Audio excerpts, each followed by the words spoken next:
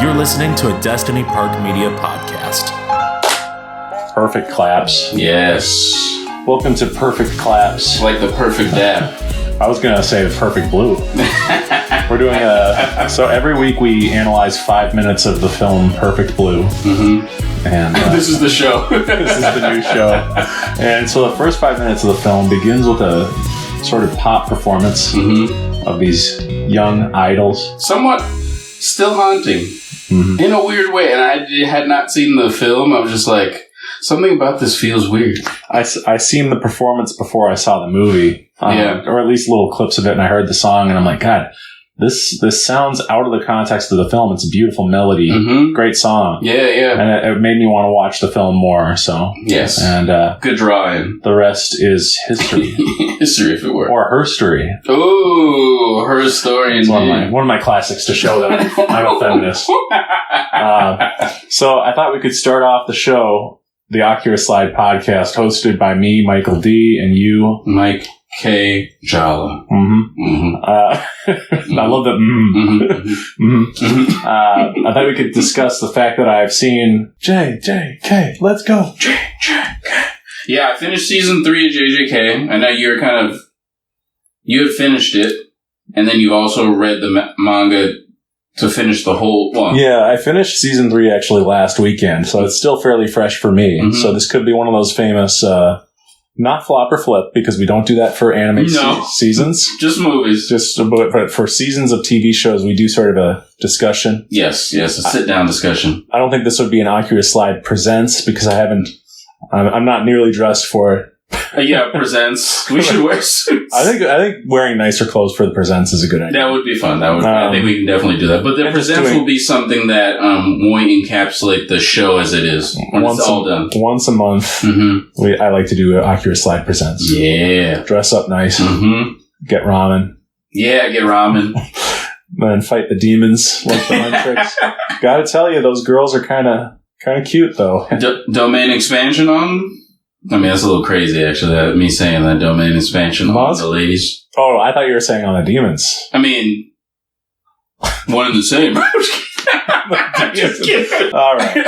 So, and I was saying that, the girls from the Demon Hunter. Yeah, Demon Hunter. Oh, the Huntrix, as it were. Yeah, the Huntrixes. The Sodra boys. More like, oh, geez. Yeah, those are the true demons. Those guys are just not my cup of tea, man. The abs, though, bro. The abs. Speaking of abs, you know who has some great abs? Oh, good catch. You know who I'm talking about? Yeah, little Megumi. Yeah. Dude, that shot is one of the craziest shots of the season. It's really good. It was nuts. I did not expect. That's one of the big twists. So he's yoked. He is yoked, and he's always wearing all those baggy clothes. Yeah. That's very typical the of girls, the time, dude. I mean, not just the girls. The girls, the NBs, the men. Yep. That shot blew up the internet, but like in a very subtle way. Like not as much as like the Maki episode blew up the internet. Sure. People were like, "Whoa, what the fuck? Megumi's hiding that?" Yeah, like look at this fucking. When does he find time to? And it's like, I guess he just kind of probably hangs out in his room and just does sit-ups all day. It's like, what if the rest of his body is like frail? But he's got like chicken legs. His abs are just, and he was looking for an excuse to show off the abs in front of Kirara. Yeah. And he's like, oh, this girl's cute. Check it out. That's how he does the domain expansion on the girls. Itadori was out there with the chest though too. Oh yeah, his shirtless scene. Dude, you know what that reminded me of was classic Dragon Ball Z. With the shirt off? Yeah. It did feel a little bit. He looked like Super Saiyan Goku in terms of mass. As a general statement, this is like early in the conversation. Yeah. Let's get. Why am I talking about shirtless dudes and? No. This is all part of it. All of this is a part of kind of where I'm going towards. Okay. This season 3 felt very shonen to me. Super shonen. I agree. Like mega shonen. So, season 2 ended with a bomb. Yes. Which was that Kenjaku or Geto, as some call him. He begun the Culling Games half, as Yoda would say. Yeah. Half, yes. Begun the Culling Games half. Yes. Frank Oz. Frank Oz. You're the goat. But so I'm like, what is the Culling Game? What does that mean? That's what I said after I watched season 2. I'm like, that seems like kind of a lot to drop at the end of an already insane season. Yeah. But I had a year to wait before I found out that stuff. Like most people. A few months. Yeah, I had a few months. Yeah, like most people. Yeah. That were keeping up with the show, I guess. But you kind of dived mm-hmm. Straight in. Right mm-hmm. after season 2. Mm-hmm. So I'll be curious to hear how this felt for you. But season 3 begins with Yuta Okotsu, the original main character. Yeah. Coming to... I love that realization, by the way. Yeah, doesn't that... That's so cool. I think sometimes knowing the meta stuff behind a production doesn't help enjoy the story. Mm-hmm. But knowing that about this one Yuta, works. it makes it better. Like, yeah. It makes it go like... Oh, this is like... The OG. Yes. The original Shonen lead is coming back to reclaim the story for a bit. Yeah, which is crazy. It does feel scary that Yuta is after Yuji, you know? Yeah. That was a dangerous endeavor. Yeah. So the first few episodes of season 3 are not actually the Culling Game. Season 3 is called the Culling Game Part 1, but this section of the manga was called Perfect Preparation because it was them getting like prepared for the Culling Game. Right, exactly. So rules and such. And also just Yuji has to deal with Yuta secretly. He isn't actually trying to kill Yuji, but yeah, that was an interesting flip. I know. So let me tell you that was one of the only times the show got spoiled for me. Oh, really? Yeah. I saw people just talking casually in the comments. What were they saying? They were saying that, they just brought up the fact that Yuta didn't actually want to kill Yuji. They gave the ghost up. They revealed the fact that he did kill him temporarily and then used reverse curse technique to heal him. Got it. So season 2, we gushed about how amazing season 2 was. We really did, yeah. I said it's some of my favorite animation of all time. Same. And I really also loved the horror vibe and the story. I loved all of season 2. Yeah, it was well done. It's one of my favorite seasons of TV. Yeah. So season 3 had a lot to fill. Mm-hmm. And for the first episode, Go Shizono is doing his thing in terms of direction. Yeah. The season begins with Yuji like washing his hands for an extremely long amount of time. Yeah. It's crazy to watch. Like the colors are very painting inspired, it seems like. Mm-hmm. Very rich and very evocative. Yeah, it's artsy. Very artsy. Mm-hmm. And I think all of season 3, they are pushing the artsiness yeah, really are. to the extreme. Yeah. Almost in a way, I think they're trying to soften the fact that the show is becoming a shonen again. Because yeah, I think one of the things that people loved about season 1 was the classic shonen vibes. Mm-hmm, mm-hmm. And if that's your jam, then for sure, season 1's got you. I would say, halfway through, or maybe I won't say halfway through. It gets cooking, around 7, 8 episodes in. You really start to you find the antagonist, the hook, as it were. You get some really awesome battles that happen also. So. That's when it really starts getting moving and starts feeling like, okay, this has some shonen energy.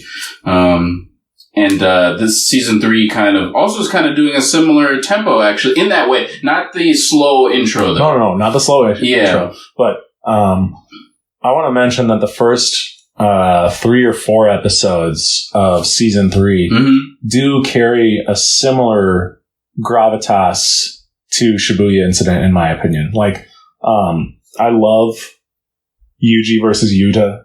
Yeah. For many reasons. Mm-hmm. The fact that they're both good people who are on the, you don't know if they're you don't know that Yuta secretly has a plan. Yeah, you have no idea. He did a good job of selling that he actually is pissed at Yuji and wants to take him down. By the way, he deadpanned that whole, you couldn't tell, he had the dead face on. But there's some clues. There's some. Oh, clues. Is there? I think have to rewatch. Yeah. Well, I think that there's a really weird what I love about Yuta in season 3 is like there's kind of a vibe of I can't talk. You're good. what I love about Yuta in season 3 is there's this kind of weird vibe around him. Kind of a spooky vibe. Yeah. Like when he first shows up and interrupts Naoya and Yuji and Choso as their scene together. Yeah. All 3 of those guys are scared shitless when he arrives. There's a gojo. There's a strange energy to him, and like he even does this weird pose, which is not in the manga. Oh, it's not? No. Okay, that's one of the big controversies of the season is like the anime will occasionally adapt things slightly differently than the manga. Yeah. And in the manga, he's just like, he's standing there and he has like his sword behind his back and he's like, oh, you're Yuji. What are you doing here? Right.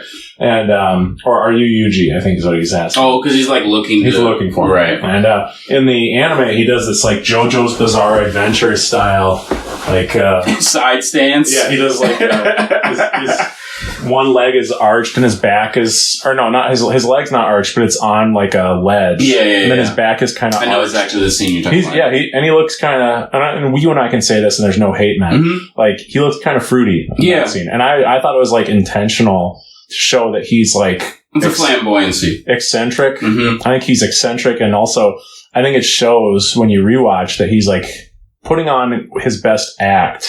To like, yes, he's trying to act like an imposing figure. Right, yeah. And it comes off very strange and eccentric, but not, I don't think it's like, it makes it a joke scene at all. No, it's not jokey. Some people treat it as a joke. Oh, really? Like, no. That's such a misreading. He's like making people feel strange in that scene. Right. And he's talking to Naoya. And by the way, what do you think of Naoya?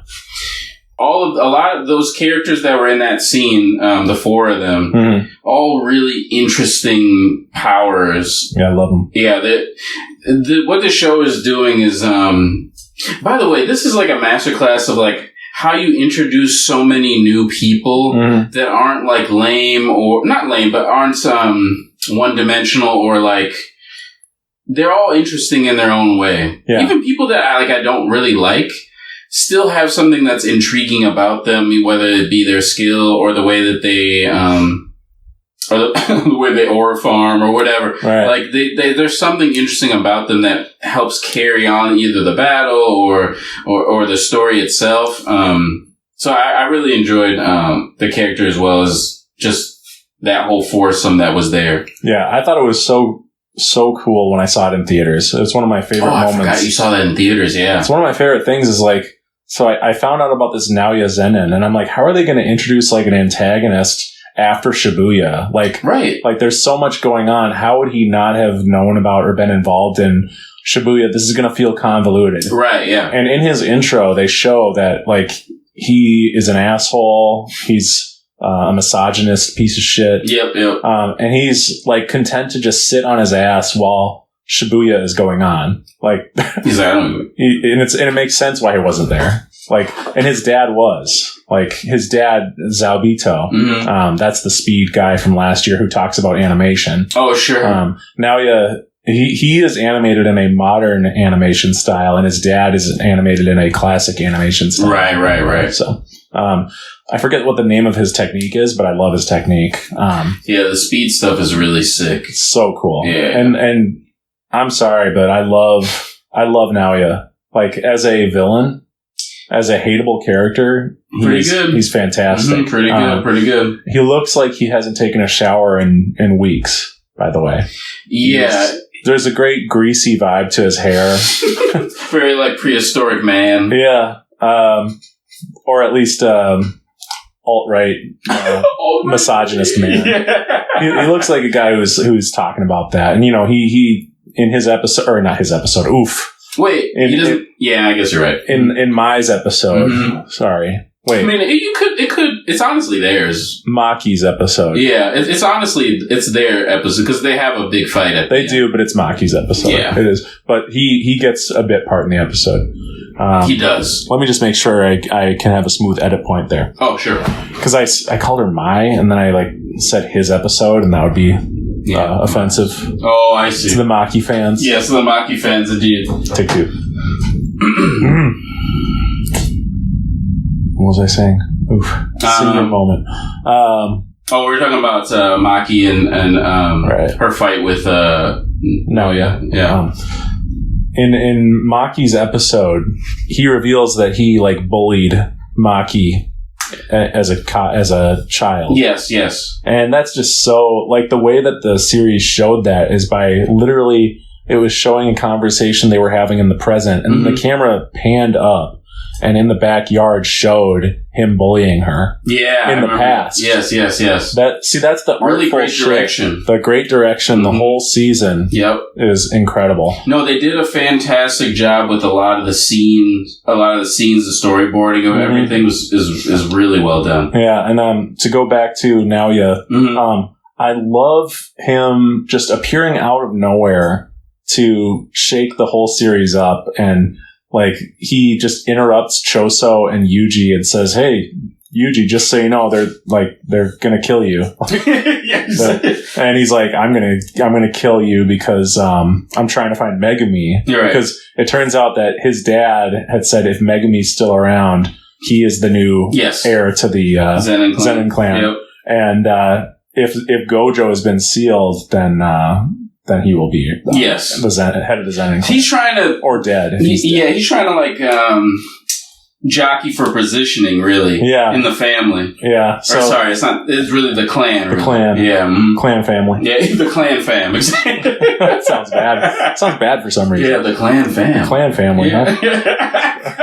Especially in the South, it would sound really bad. Yeah, the clan fam. But yeah. But no, I think, he was a great villain, that they put into the show. But honestly, so I have to ask you this, and I'm pretty sure this is the answer. So a few weeks ago on the show, I don't know if I actually talked about it on the show, but I talked to you about how I had been hearing bubblings about an episode that hit the net, that it reached outside of the Zeitgeist, that people were like, "Yo, did you see the new episode of JJK?" Was it the Maki episode? It was the Maki episode. Okay, that's what I thought. Yep, the Kill Bill tribute yes, of it all. Yes, indeed. The super heightened animation, the storytelling, the non-verbal storytelling. Masterful work. I think I wrote something in my notes about that episode. Dude, the shot of Naoya versus her where he is like racing around like the area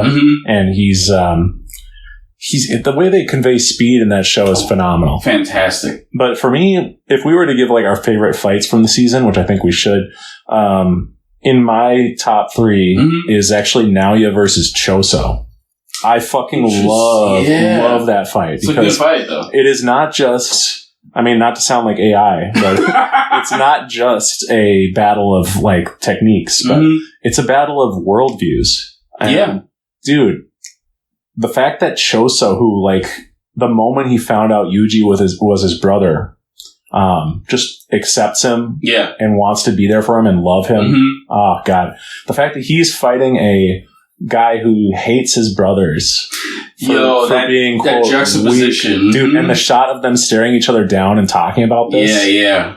Fucking. How can you not love your family? And Choso saying, oh God, this is such a great speech where he says, like, being a brother has made me stronger because I had to make mistakes so that my little brothers could either learn from me and not make those mistakes or like follow the right stuff that I did. Right. And when he says to Naoya, maybe the fact that your brothers are weak inspired you to become strong. Like he's trying to show him, like, frame it. Have respect for your family and your lineage and your brothers. Because you are, I think basically even says it. He's like, you are who you are now because of them. Your brothers. Yep. Yeah. Oh, and it's just so great because he's speaking to someone who can never hear him. And, I know. But he's speaking the truth. It's a lot of the arrogance and pain that's shielding him from hearing any of that. Yeah. Or at least absorbing any of it. He's hearing it, but... Yeah, and Naoya is a great example of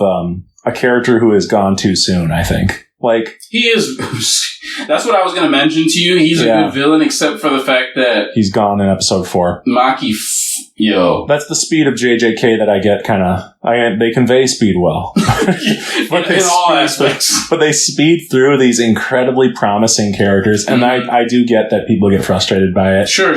That's one of the few examples where I get frustrated, where it's like, this guy could have, like, betrayed Maki later in the series and worked with Kenjaku. Mm-hmm. He would have been a great second hand to Kenjaku. Yeah, and like someone that even Kenjaku can't trust, so he'd eventually kill him. Like some cool shit. It would be but the fact that his end is by not even like a superpowered sorcerer woman, but the woman who was tying his shoes in episode 1 for him. That's a good end for him at the same time. I think it's a great end. I think Maki's whole episode was just she's a beast. Masterful. She's top 3 easy. Toji level. You are... Yo, he was so pissed. You not Toji? You ain't no Toji. He didn't say that, but this is the energy that he's speaking with her. No, totally. Yeah, he's like, you think you're... Yeah, anyway. It is interesting that out of like the whole clan, he's one of the few smart enough to... But then again, they're all traumatized by Toji. Like, even when they're fighting... Fuck that clan, even when they're fighting Maki, they're bringing up like Toji. They're like, we only exist today because of the whims of Toji. So you guys all...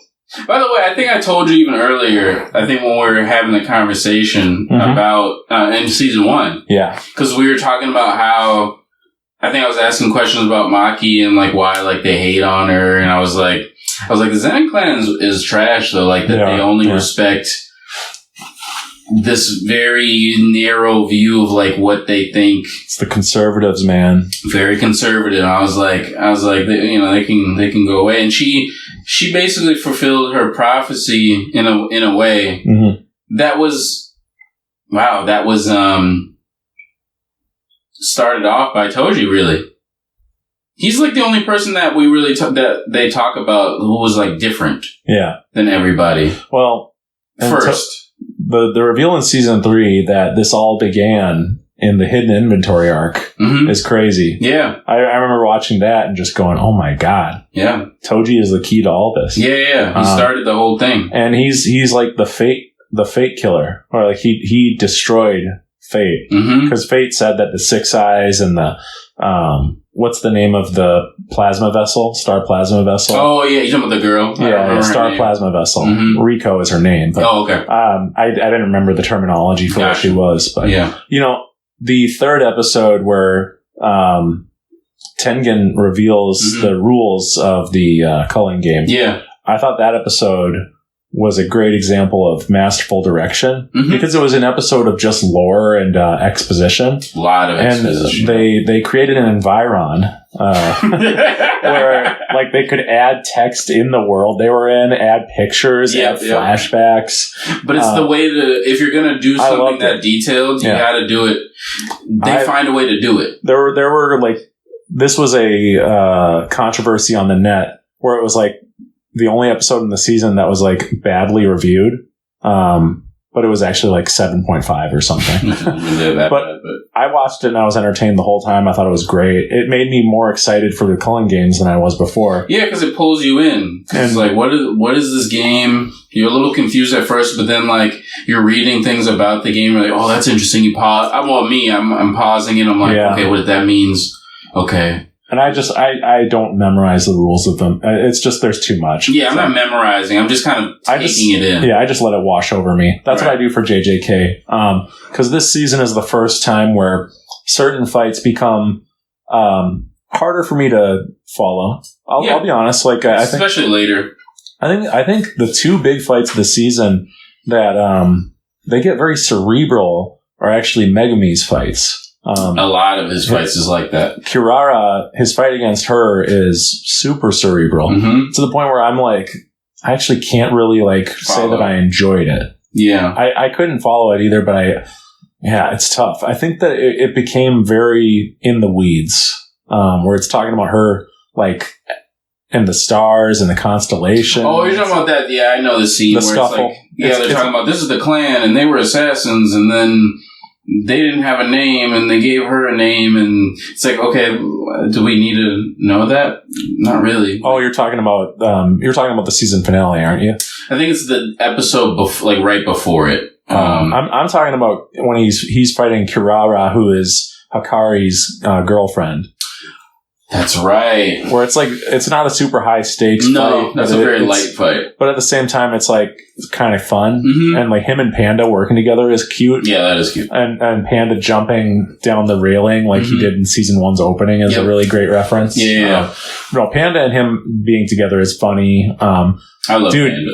Yuji and Panda having that fake fight at the fight club. That was hilarious. They're trying to like use subterfuge to get Hikari to join their team for Culling Games. Mm-hmm. The fake fight was phenomenal, very funny, and it's great to see Yuji laughing again and smiling. I love how that fight is directed too, because like they're punching and then like there's like a little text that's like tap. Or Well, and that's one thing I want to mention is a lot of people act like JJK is like joyless and not fun to watch after the Shibuya incident. Really? It's not true. Yeah, they add jokes in this whole season. What about that crazy guy like toward the end of the season?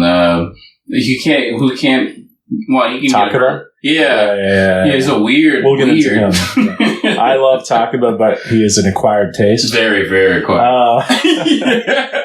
And the show, I think, intentionally seems to sort of break around him. Yes, there's definitely some intentional, but it seems like the episode where he appears and helps Megumi. I can't tell if like it's the only episode where there was maybe some production issues, or if they just were like, it's better to leave it like this, like leave it second draft material, you know? Because like some of the characters are like off model and look weird when you first, like it's in the second half of that. I think it's the 10th episode. Yeah. Looks kind of rough and bad. But then they have that shot where it's like they're literally stick figures. And it's like, okay, seems intentional. A lot of it has to be intentional for sure. Yeah. But it could be a way to also give the animators a break where it's like, well, he's a gag character, so it's actually funnier to leave things more rough for him. Yeah, exactly. Dude, the shot where Megumi is like telling him the plan and he's like listening to him, but he's way too close to his face. God, he's so fucking funny. What an interesting character, man. Well, when I saw the trailer before I'd watched the manga, or read it, if you will. Yeah. I said, this reminds me of Don to Don. And playing footsie.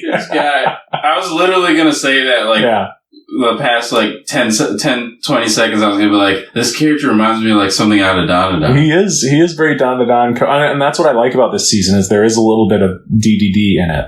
I think it is inspired by it a bit. Yeah. Because the reason I didn't say it is because I was thinking in my head, I was like, wait, they didn't work on Don to Don. No, but... And then I was like, no, they worked on Chainsaw Man, not Don to Don. Like, no, but they were both in the same magazine. Oh, okay. Shonen Jump. Nice. I believe. Yeah. Fans. Assemble.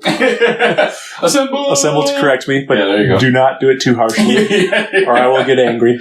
No, very Don to Don feeling. Mm-hmm. Yeah, no, that's the tone that I like in season 3, is that like they're trying new stuff. So to bring back what we talked about at the beginning about how season 3 has more of a shonen feel. Yeah. I do agree that after the perfect preparation arc, I did feel a little sense of disappointment. It's like, okay. It's the Shibuya shit. It's gotta be. Yeah. That's how I feel. Cause since I watched it like right after. Yeah.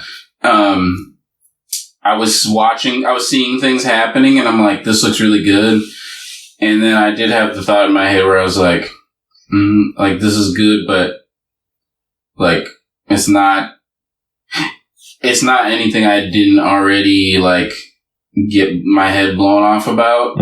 So it has like it's so unfair. It's just so unfair, but you know. What I was going to say was that, there is a genre change as soon as Yuji and Megumi go to Tokyo. As soon as they go to the Tokyo #1 colony or whatever, the show becomes like a action, like adventure type of vibe. Right. If not shonen, then action adventure or whatever. I mean, it's so same thing. Yeah. But and the colors get brighter, and it's like less suspense. The suspense is mostly gone. And it's less scary. Yeah, that's what I mean by suspense. Like, from Shibuya onward, it was like a horror movie. Right. And now it's like, but I would say that the shonen vibe for season 3 is more of its own confident identity versus in season 1, there's a lot of inspiration from Naruto and from Hunter x Hunter and, you know, this, that, and the other. I think they're more confidently JJK now. Right. And there's so much history behind these characters that it's a lot more interesting than season 1. Yeah, so, for sure. But it does have that same sort of like less suspense, more like fun, action. But there is some moments of scary. Not scary. Yeah, it's like they're having intense fights. Yeah. But they don't feel, they're not life-changing fights. No. And this is the section of the manga where, although we haven't talked about an incredible fight that I would say it is a life-changing fight, actually. I would push back on that. Which is Yuji versus Higuruma. Yeah, that fight was... that was an interesting one. Higuruma, he is a modern sorcerer who, because he stayed in the barrier, he became awakened as a sorcerer. Yeah. And he is a lawyer, and through his flashback, we learn that he likes to take on cases as a public defender. Right. Despite the fact that the country of Japan has a 99.9% conviction rate. Which I think is real, actually. I don't know what's real and what's not, but that felt really authentic. Yeah, from what I remember hearing about Japan, I'm pretty sure that's accurate. No, I loved that episode. That felt like a snippet from like a different show in a good way. Yeah. And it felt very authentic and intelligently written, and like very compassionately written for the victims. Yeah. Like, Higuruma, he was a great lawyer because he went in and he had a client who, like, by like first glance you would think, oh dude, they had the knife in their apartment, right? And they were running from the police. They're clearly guilty. Right. But he goes, well, actually, they were previously arrested for a wrongful like thing, so they're traumatized by police. Yep. And he lives in an area that's like full of criminals. Yep. And could have been one of them. Could have been one of them. And also, this, you know, he offers like so much stuff that pokes holes in like the preconceived notions you might have about this person. Right. And they're so happy when they get a not guilty verdict and say, thank you so much. And he goes, and, you know, he does that iconic. Puts his hands, he does a lot of this face. Yeah. No, so he's 30. I think he and Takaba are the same age, 35 or 36. And you and I are around that age. Yep. That, I look at that and I go, oh my God, that is so true. the putting your face in your hands is an iconic moment. Yeah, and, for sure. That was iconic in the manga too. But people are mad that they adapted it from like a bird's eye view, whereas it was a side view in the manga. And I would just say that this is the most annoying fan base on the planet. Like, I haven't listened. Listen to the shit that they whine about. Like, and then meanwhile, One Punch Man season 3 looks like just complete horse shit. Where should I stick? So now that I finised the season, where should I be poking? Oh, I don't want to spoil the other stuff, so maybe I wouldn't even bother. Yeah, I'm serious. Like I really think that you can just stay away from. I wish I have been. Yeah. I wish I hadn't gotten involved in the fan base at all. Honestly. Sure. Just watching it on your own. There's some great creators for JJK out there. There's great original artwork being made for JJK. Sure, but just steer clear. I mean, I would finish the manga if I were you, honestly, because it's going to be a long wait. You think so? It's going to be bad. Damn. Because there's at least 12 episodes before. I told you there's a big fight coming up that's like on the level of Brian Hawk versus Takamura. Yeah. And but that's not going to be in the next 12 episodes if they do another season. Okay. It's going to be after that. So. Oh wow. So it would be like if that. This is an optimistic take, but if that season 4 comes out next year, it'll be at least 2 years until you get to that fight. So. Oh, okay. I don't know, man. There's a ways away, it sounds like. Yeah. Okay. So, but that's just something to think about. Yeah. But anyway, Higuruma. So he is an example of a character who is, like, he's become a sorcerer recently. Yep. But I think because of his incredible intelligence and he has a natural gift. They talk about how studying for the law exam wasn't even that hard for him. Yes, he's a prodigy. Genius, yeah. Genius prodigy. Mm-hmm. But he is what's the word? No, he sees the Culling Games as an example of a system that he wants to see how it plays out. Right. And very analytical about it. Yuji is talking to him, and by the way, he still cracks jokes with Yuji. He's like, "Well, my consulting fee is $150 or something," and then he's like, "Just kidding. Imagine if I just wanted to be a scumbag lawyer." No, very human still. I mean, not to say that everyone's not human, but you know what I mean. He's very down to earth, I guess is the word I'm looking for. Well, and he's a guy who's very freshly lost his mind. Right. But he still has some mental faculties. So he's wearing a suit, but he's laying in a bathtub, and he's I just kind of wanted to do this. Yeah. Have you ever laid in water and clothes? And he's when I was a kid and we had swim class or whatever, that was kind of fun. So I'm doing this now. It's just what happens to someone who was compassionate as the world ends. There's that a little broken. There's a statement where it's life is a comedy for those who think and a tragedy for those who feel. And I love that. So he's a thinker, and he's thinking this game is this is way different than where I was from, because this is a way to get actual justice. Immediately. Right. As opposed to the red tape and bureaucracy and all that. And he's kind of lost faith in even his original profession and being a lawyer and seeking the good in people. He's people will always let you down.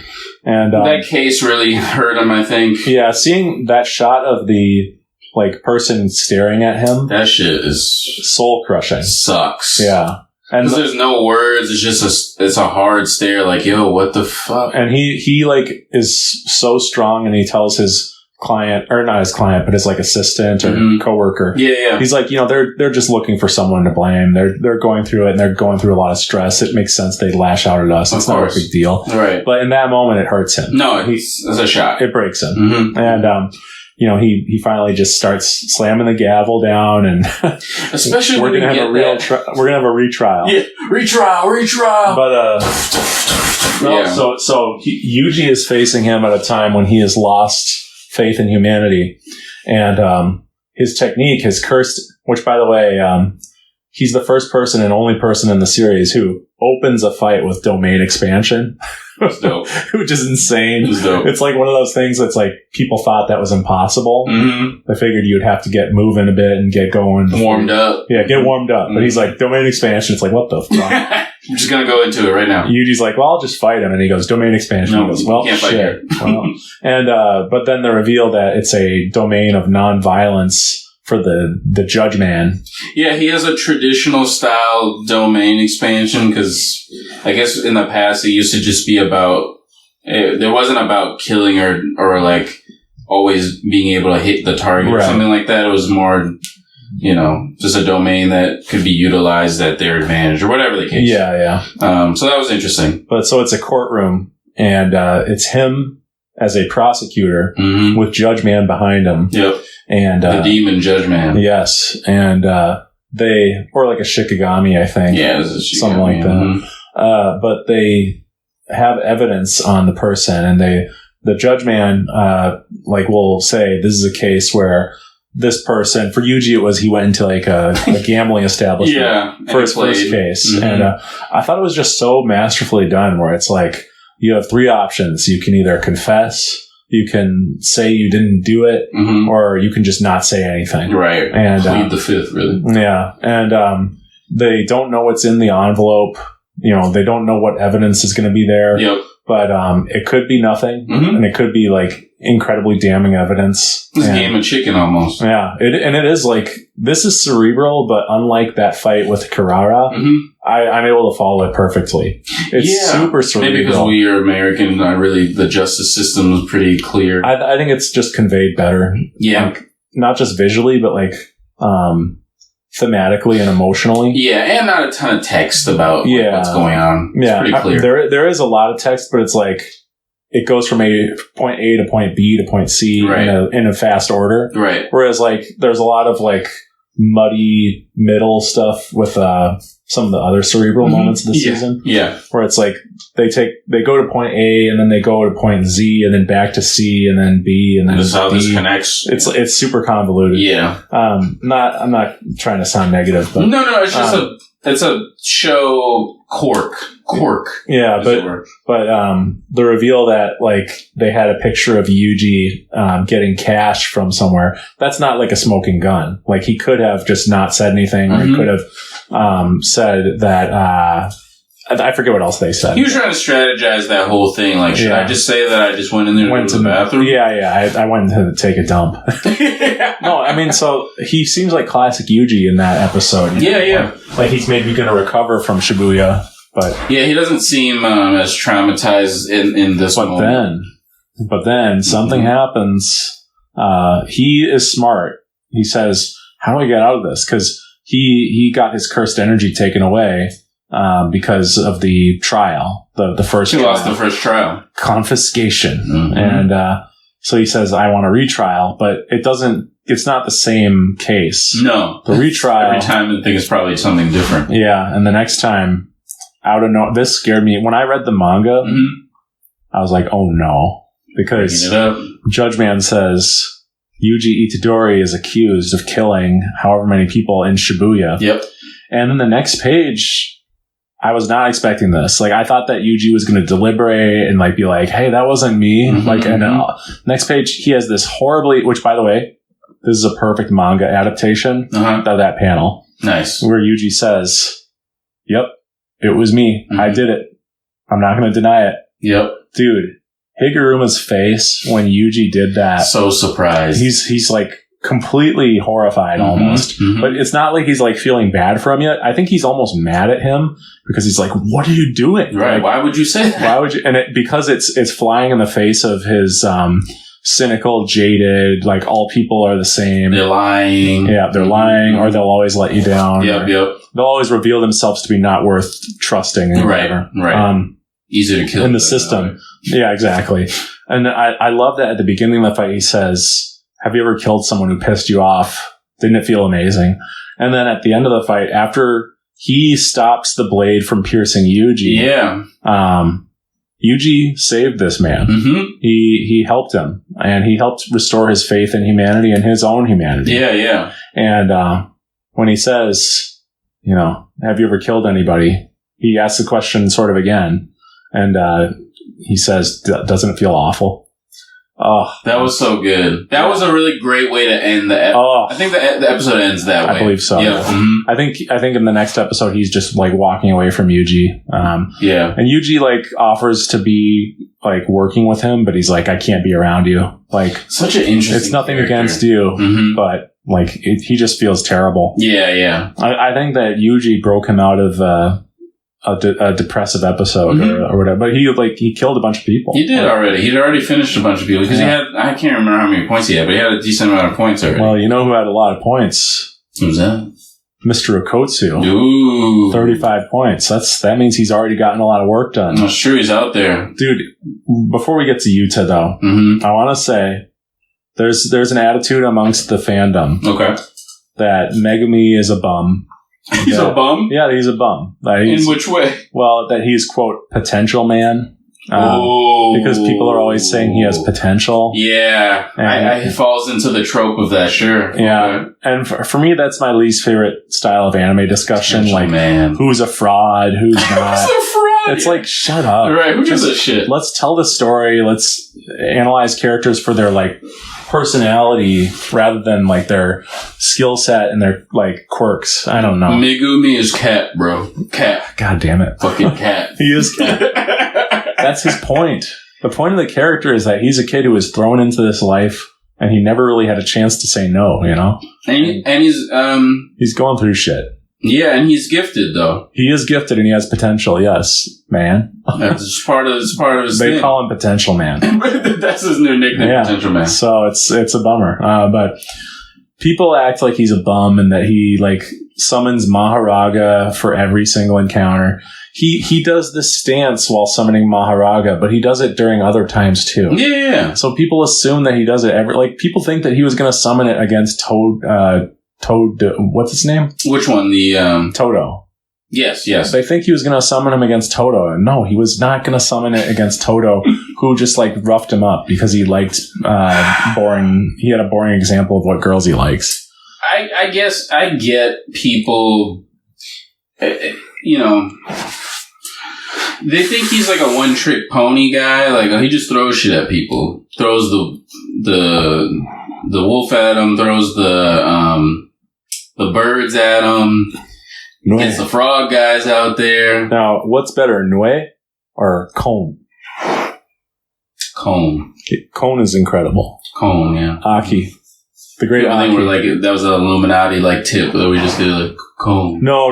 It's a chainsaw man. Yeah, yes. And it is a little fox. It is a fox. And also, you know who else uses foxes and fox symbology? Who's that? K-pop Demon Hunters. They do. Shout out to the fox. I'm the same universe as JJK. Yo. Same universe as JJK and Chainsaw Man. Yeah, they couldn't hang though. That would be interesting. But they would be the power scaling for that. No, I'm just kidding. Like the singing that would have killed. You know, the pairing of Huntrix and the old man and his guitar though. Yeah. Oh, by the way, Yaga's death scene is very sad. I was very sad to see him go. Yeah. And Panda, you know, running, and the principal thinks he's going to fight him, and he just, you know, consoles his dad. Yo, he's like, pandas can cry too. Yes, yeah. That was cute. Well, in the flashback, dude, that's why season 3 is great. I'm sorry. There's some things that you forget, like, while you're toward the back end of season 3. First half for me is where, like, the emotional core of the season is. Where a lot of the carryover from Shibuya in season 2, you really see. It's still peak in the first half for me. Yeah. Sure. And the second half is still peak as well, but in a different way. Thank you. Oh, sorry. Way. No, we said the exact same thing in a different way. Finish each other's sandwiches. What? Just kidding. What? You know a sandwich?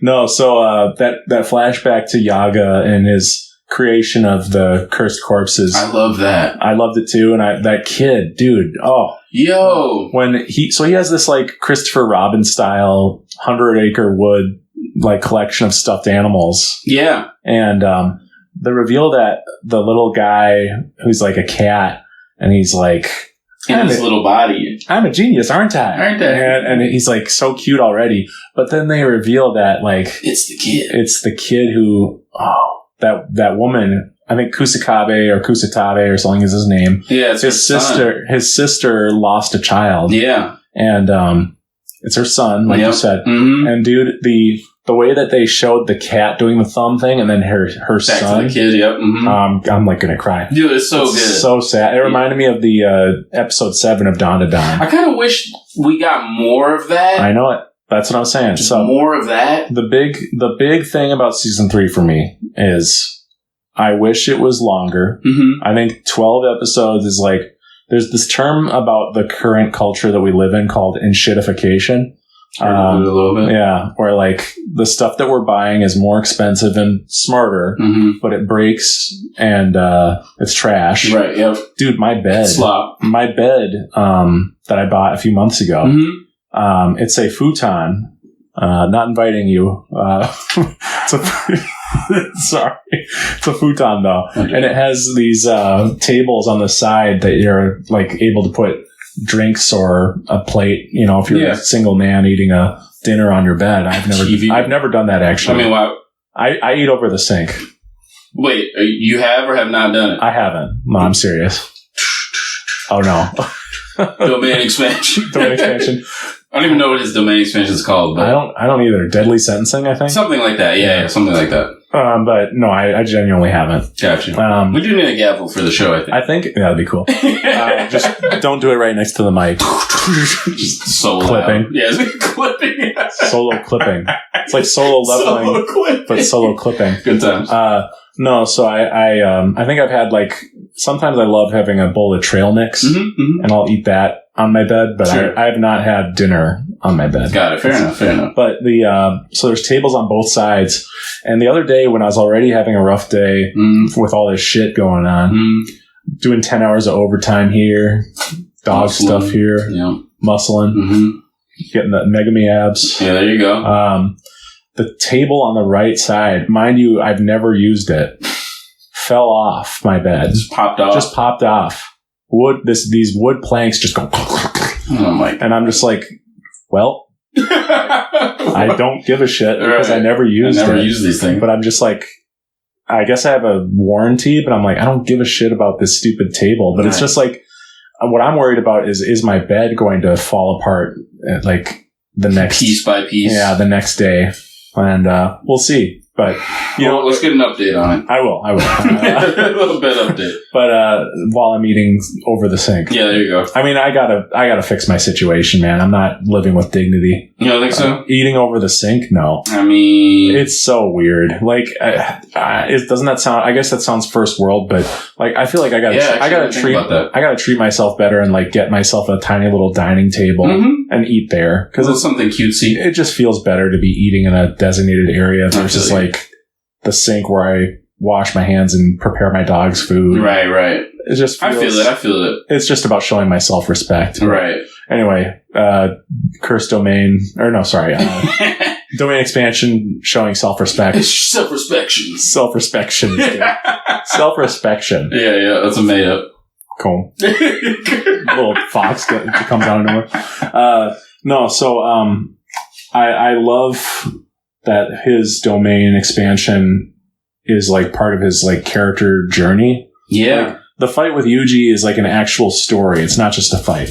Yeah, that's one thing I really enjoyed. And the thing about the Culling game moving forward is that a lot of it is just like battles. It's like, here's this fight, here's that fight. Yeah. And that's my warning for you is, and that's why the first time I watched the Yuta episode, I told you I do not like it very much.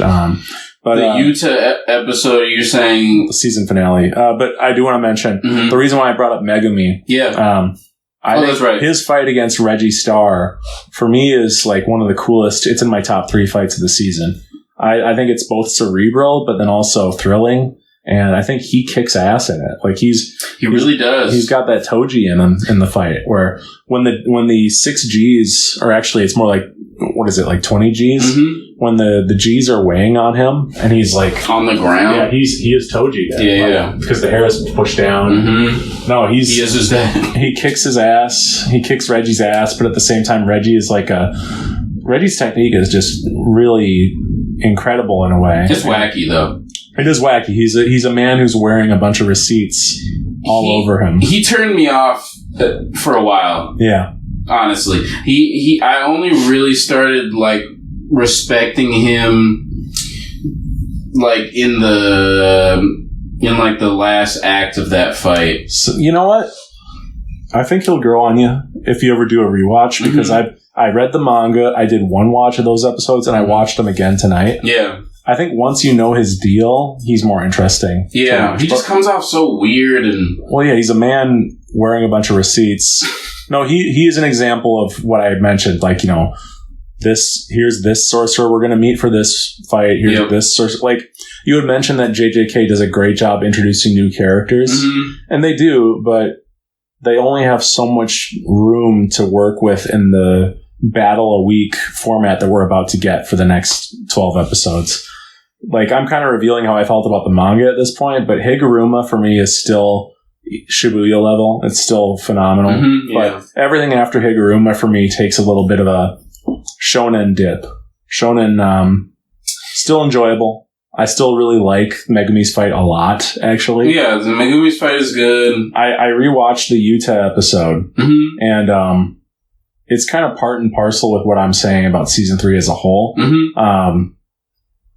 When I think of it as like a very special episode of JJK, almost like a mini movie, and like the spectacle is the point, then I'm like, okay, that's kind of cool, but that's how I was watching it, I think. Yeah. but people on the internet are like praising it as like the best episode of JJK ever. No. Best anime episode ever. And I'm like, what are we doing? Like, no, it's but that's a true shonen head saying shit like that. Exactly. That's a shonen head. Who's been complaining about the first half of the season. And, no, dude. I don't care about the Culling Game. Like, I get it that the animation for Yuta's episode, good. There's amazing cuts. Sorry, I'm saying it's good. It is very good. It's of the level of some of the very visually beautiful stuff that they have been doing. Yes, it may be even more technically brilliant than Shibuya. Like in terms of like staying both on model as well as moving fluidly. Yep. Like the scenes where Yuta is like running away from certain enemies, like he's like doing parkour style flips and like running through windows. Like it's so fast, but you can see everything, and the animation is great. Done. Yeah. But in that episode, I'm sorry, it did not have to be one episode. Like the Maki episode barely worked as one episode because they did so much. The Yuta thing is like, we're gonna meet Ryu, we're gonna meet the woman who has the powers of the sky. We're gonna meet this cockroach demon. Yeah, cockroach demon. We're gonna meet someone else. Oh, Druv, which he just one shots that guy. The dude with the hair. That's Ryu. Oh, that's Ryu. Sorry. Yeah. No. Oh, yeah, that's right. I forgot when he said his name was Ryu. I was like, okay, of course his name. He's cool though. He's cool. Yeah. No, I fuck with him. I like him. Mm-hmm. I don't really care. Like they have the girl with pink hair. I'm sorry, I forgot her name. I think it's like Uro. I think it is Uro actually. Yeah. That's right. They have her like talk about how like she used to work with the Fujiwara clan, and they kind of just reveal out of nowhere that she can sense that Yuta is from the Fujiwara clan, or his ancestors were. Yeah, it's like this big vendetta. There's just no time. They're fitting a lot in there. There's no time for any sort of sense of story until, I will say, when Yuta and Ryu are setting up to have a beam clash, the music is beautiful, and they have the narrator say, like, Yuta would never love fighting for the sake of fighting. Or pushing himself to, But then they show Ryu, and they say, but the sense of longing and in his eyes, the passion melted Yuta Okotsu's heart. Yes. He's I love that. That gives me chills. And then Yuta says, just this once. Yeah, it was cute. And he smiles. And dude, I swear, but... by the way, Matt, that was fan servicey. Yeah. The beam blast thing, it doesn't do it for me anymore. Yeah. I'm not a beam blast. I used to fuck with beam blast, but I watched so much Dragon Ball that like the beam blast thing, it doesn't turn me on like that. But to be fair, JJK doesn't do it that much. No, they don't do it at all, really. I like it because there's emotion behind it for both of them. Sure. And it gives you this rare glimpse of like, what's the word? Putting yourself in the shoes of one of these like old sorcerers, vintage sorcerers.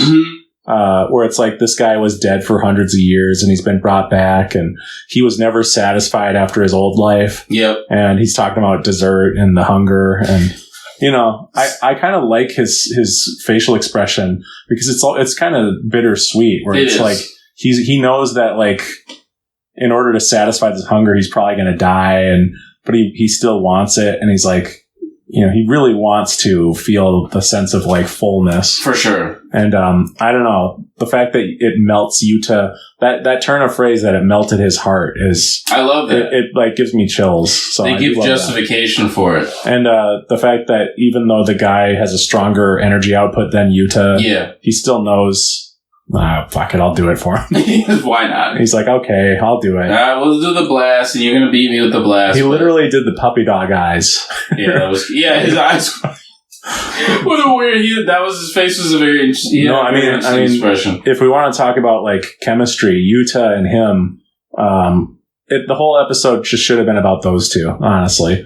That would be great. But there is some appeal to the fact that they did show, like, a trio fight in a different way than most shonen anime. It didn't feel unrealistic. Like most of the time it's like like for Dragon Ball Z, when there were multiple characters fighting each other, they didn't know how to do it very well. No, this is the thing with JJK. They're very good at it's like actually multiple people into a fight. It actually gets scrappy. Like, and I'm sorry, what's her name? Rita? Yeah. Oh, Rita, yeah. Mm-hmm. You're talking about Yuta, spirit. Yeah. Rita, yeah. Her being involved too in like fighting, Uro. Mm-hmm. That was really good. It's a good fight.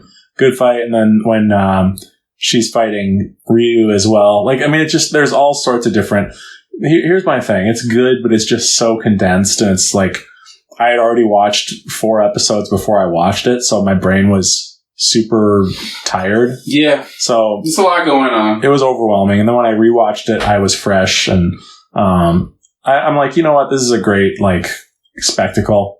It's fun. It's a blockbuster. It's definitely a blockbuster. I kind of wish that it wasn't the season finale of a whole season of JJK. But there is some kind of like, you can kind of force it to work by the fact that the season opened with Yuta coming to town, and then it ended with Yuta. I'm glad they showed me that, because I didn't. I feel like I felt unfamiliar with Yuta's game. Mm-hmm.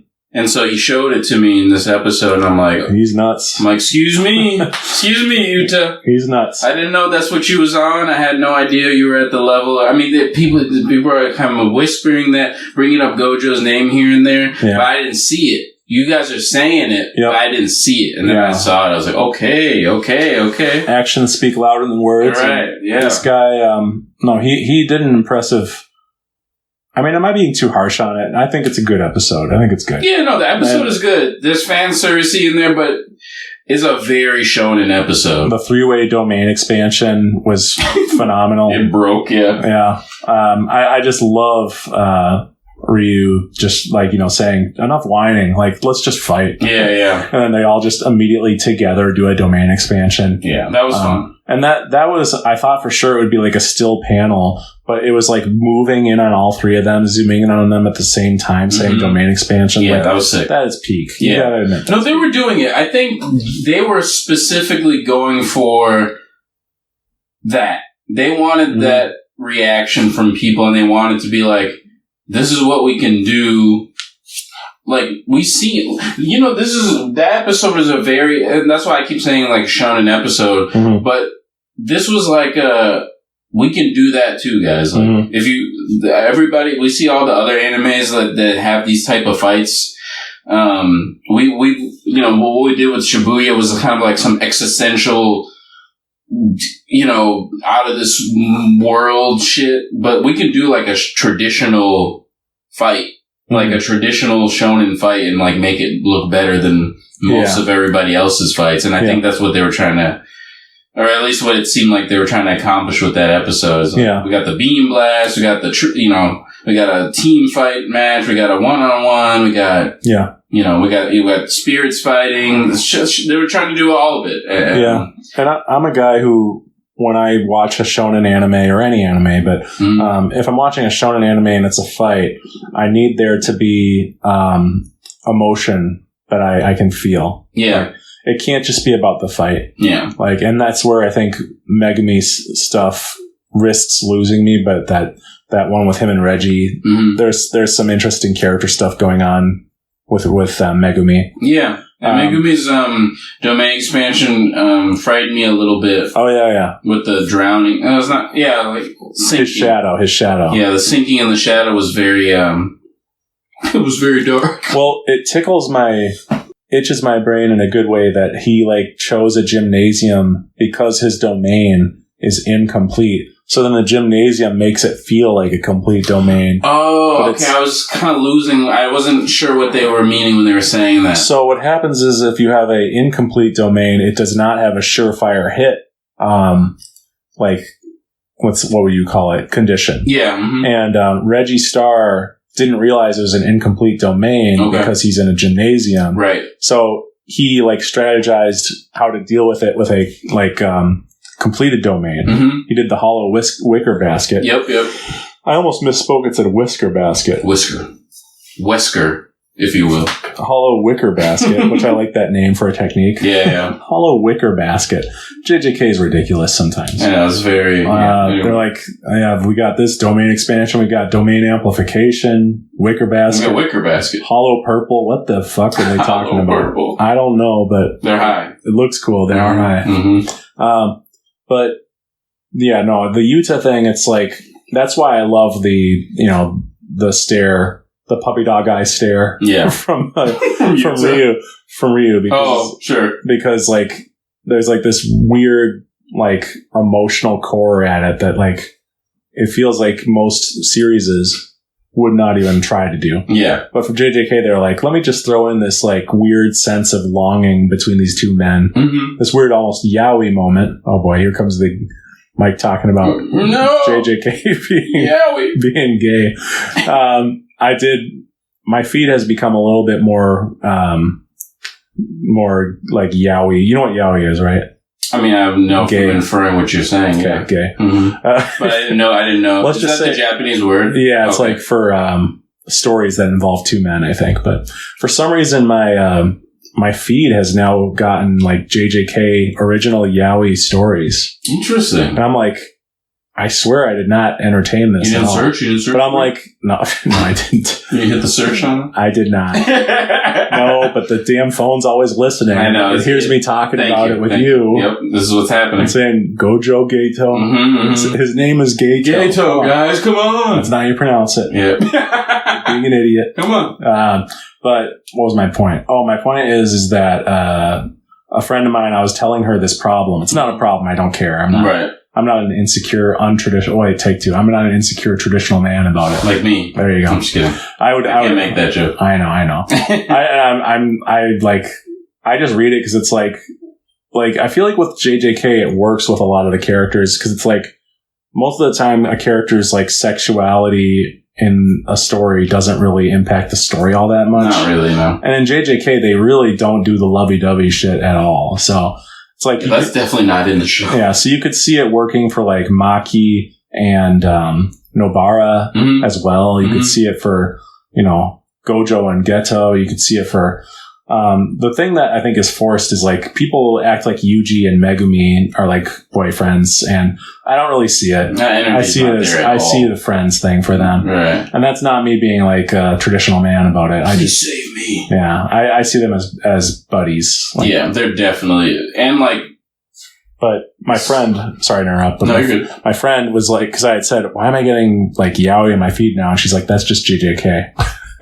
And when you see the scene of Yuta having his heart melted by the guy's puppy dog eyes and smiling, it's like, this is there's some subtext there. A little setup. And he made out with a cockroach in the same episode. So yes, he did. He so did. Weird. Like, what the fuck? When I read that in the manga, I'm like, this kid's messed up. That scene's also in there. Yes.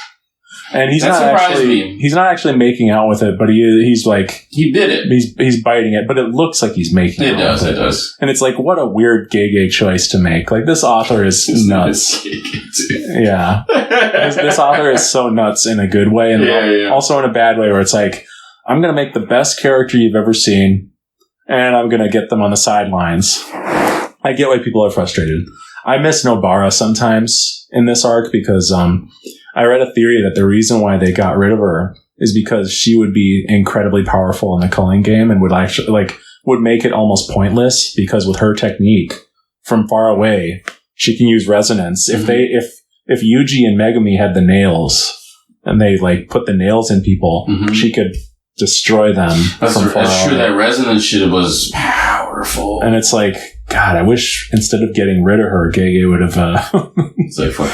But he's like, this is cool. Yeah, she's out of here. Look at her. So now, on the banner, it's just Itadori and Megumi standing next to each other, and I just noticed that today for some reason. I'm like, oh, weird. It feels weird. Yeah, two guys standing next to each other. It's kind of weird. Yep. I see what's going on here. I get what you're getting at. I see the angling. It just keeps happening. Like, I know. Just keeps happening. I know it. Well, like I said, there's fans who think that Gege likes to push the BL stuff. Boy love. I mean, come ci, comme ça. You know what I mean? It's all good. Takes all kinds. Listen, as long as it doesn't get in the way of the domain expansion, that's all that matters to me. Yeah. So for season 3, the things that I would say are dragging it down for me slightly is that I just wish there were more episodes. I think that 12 was too short. And by the way, I'm saying the same span of story. We could have done 16 episodes. Let's say solid 20. Let's say, 20 would be they'd be going a little Dragon Ball Goku versus Frieza. I mean, they might as well with the Shonen style season. Right, but what I'm just saying, like, there are certain episodes like that could have been 2 episodes, and it would have been all the better. Yuta's especially is just like, what are we doing? Like, they even extended it to be 27 minutes, but it's just so. There's no moment to breathe or let anything mean anything. Like, it's just 1 minute Yuta is fighting a cockroach, then he's fighting a naked lady, then he's fighting a greaser pompadour jet. It's just an aura farm app. It is just a blasting. Yeah, that's the thing, is like the episode feels like it's trying to tell you Yuta's the GOAT. And this is what I'm saying. And I'm just like, why do we like... I just wish there was a compelling story. I guess it's cool that he's like the only person who's like dealing with like regular humans, and he's like trying to get them to safety. But even that's like in the background, and he barely talks about it. And honestly, Yuta is like, I like him a lot. I think he's great, but I think he's also a character that has to be used sparingly, because there's like this funny meme. I'm not sure if I mentioned this to you, but there's a meme that like, you know how people like to create their own original characters for anime? There's a meme where it's like, I created my own self-insert JJK character. His name is Yuta. His girlfriend is Maki. He can copy anyone else's curse technique, and he has a special grade. He has a special grade spirit. And like, he's so like unbelievably powerful, and he's very OP. He's a strange first main character to create, because that's why he didn't go. Yeah, I think so too. Yeah, because he like is too powerful. Yeah, it's too much. And it's honestly unfair to have a character that can like copy curse techniques. And they created the condition that he has to eat part of them, or Rita has to eat part of them. But is it Rika? Rika. I think it's Rika. Not Rita. That's Rita Repulsa, I'm thinking. That's exactly what I was thinking of, too. Damn millennials. Yep. Yeah, damn very millennial. Rika! Yeah, it's Rika. Okay, sorry. Very cute. Rika. Gotta love it. Yeah, and this is, by the way, I don't know if you caught this, but it's not the same Rika from JJK Zero. She already went to the afterlife. Oh, this is a new...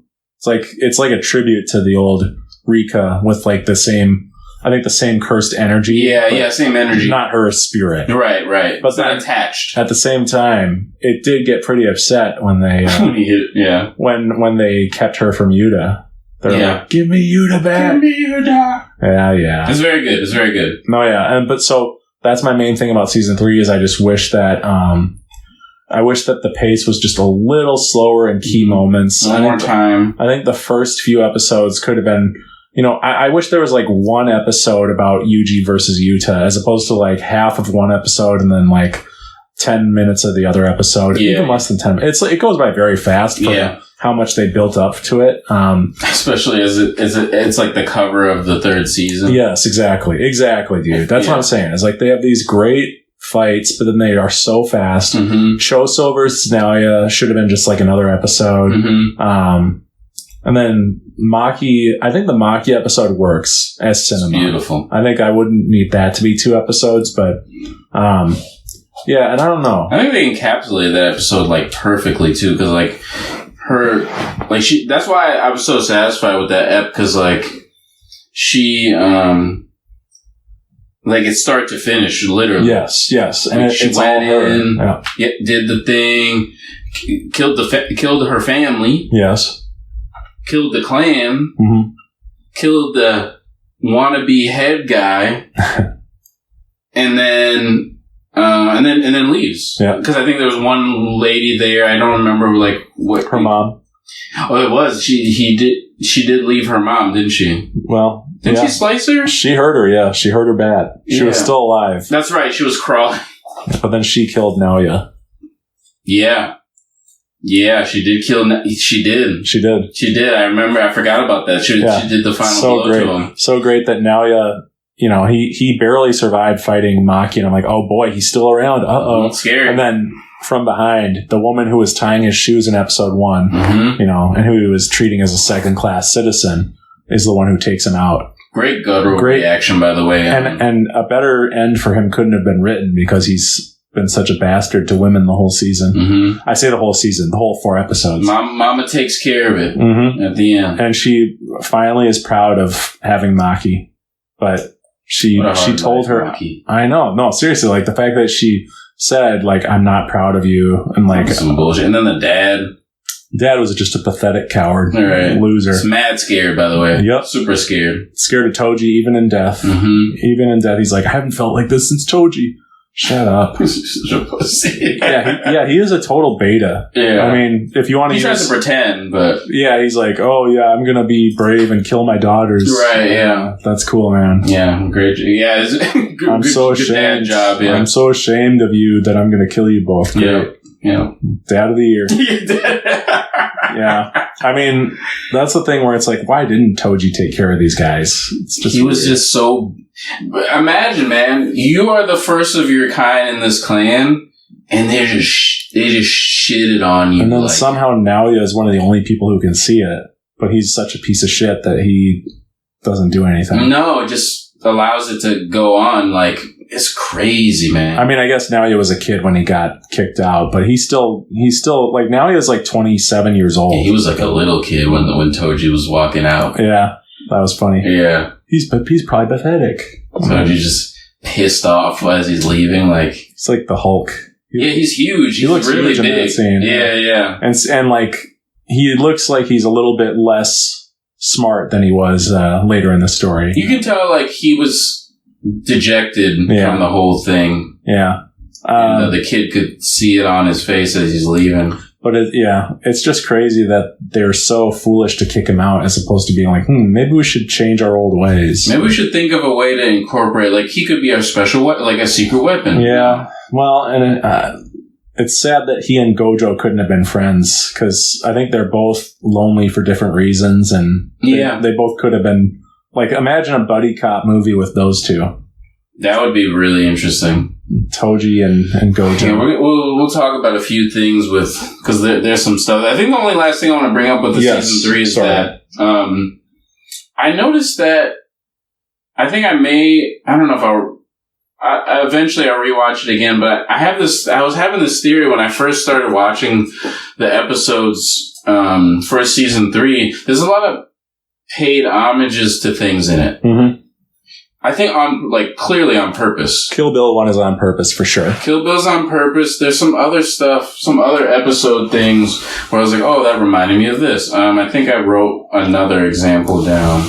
What I like? The Fight Club thing. I was like, that's a Fight Club reference. That's intentional, yeah. Yeah, this is a Kill Bill reference. This is a Fight Club reference. I'm like, there's a lot of like American like references in this season. Yeah, I think it actually probably keeps on happening, but I wasn't sharp enough to like realize like what we're copying like for each episode. But I bet even like the lawyer thing is probably like ripped from something too. I bet like we really sat and thought about it. Mm-hmm. It's probably another reference to something else, like something in America, like pop culture. Well, Gege as a writer is very good at creating characters that feel authentic. Mm-hmm. And like I said, I bet that the character is authentic. I bet that the scenes feel like another show because Gege did the research on what it means to be a lawyer, a public defense lawyer in Japan. Right. And maybe he is inspired by like a slice of life.